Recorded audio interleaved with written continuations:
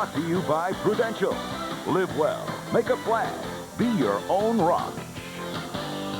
Halftime at Gund Arena. The Bulls looking for victory number 69, leading the Cavs by 11, 46-35. Bob Costas along with Julius Erving and Peter Bessie. Now, before we get to the scores, news on Indiana's Reggie Miller, and bad news it is. You may recall that Miller was involved in a collision in last night's game with Detroit. Attempting a steal, he was run into by the Pistons' Otis Thorpe. Miller did sustain a concussion, but perhaps more seriously, the Indiana team doctor has just told us that he has a severe fracture of the right orbit, which is his eye socket. He'll undergo surgery at St. Vincent's Hospital in Indianapolis within the next 24 hours. He could return in 2 to 3 weeks, but it could be longer, so his status for the playoffs is uncertain. A major loss for the Pacers, with the playoffs looming a week and a half away. Let's get to the scores and highlights, starting with Charlotte at Philly. The Hornets a half game behind Miami for the final playoff spot. Rebecca Lobo and the women's Olympic basketball team on hand, and favored oddly by 9.5 over the Sixers. Kenny Anderson launches a three, giving the Hornets an early 16-8 lead. The 76ers did close the gap. Vernon Maxwell works his way inside for two, and Philly's first lead at 22-21. Raphael Addison with the jumper, though, gives Charlotte a 35-31 lead. One of the last games to be played at the Spectrum. The Hornets now in front in the second, 49-40. Elsewhere, let's move on. The Raptors. NBA on NBC. The game of the week.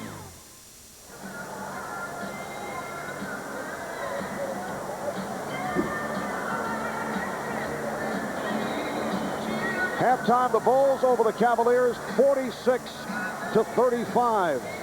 Cavaliers shooting only 39% from the floor in the first half. Cavaliers certainly got the tempo they wanted in that first half, Matt, but not able to hit their shots. And the Chicago Bulls seem comfortable with the tempo so far, but they also look like they're on the verge to really get something going. But Danny Ferry was 11 for 13 the other night against New York, just 1 for 7 in this game. Cleveland has to get him going. All right, look at the Miller Lite halftime statistics. I mentioned the poor shooting by Cleveland. Chicago, 17 of 35 for 49%, 35 shots, a low total for the Bulls. Michael Jordan with an exceptional first half. First, he was looking to do it off the boards. He had 7 rebounds, 16 points on 7 of 9 shooting. He hit 2 from downtown. And in the rebounding department, both clubs coming up with 20. Rodman with 6 in his 15 minutes. Jordan, as I said, had 7. Cleveland led by Cage and Hill with 5 apiece. Now to Ahmad Rashad with Cavalier coach Mike Fratello. All right, thanks, Marv. Mike, it seems that the tempo's in your favor. You're doing the things that you want to do, just the shots aren't falling. We don't have the best shot selection right now. I'm most concerned about our performance at the offensive end of the floor. They're very good defensively, and if you make a mistake and hesitate in our execution, you lose that moment. From their standpoint, they've hit 3 shots with 2 seconds on the 24-second clock. They're shooting well from the three-point line. Their spacing's terrific, so we need to become a little more aggressive and be a little more offensively perfect, let me say. All right, good luck to you in the second half. All right, thanks, Mike. Back to you, Marv. All right, Ahmad, in a quickie first half, only 9 personal fouls in all called, only 5 turnovers in all committed. We'll be right back.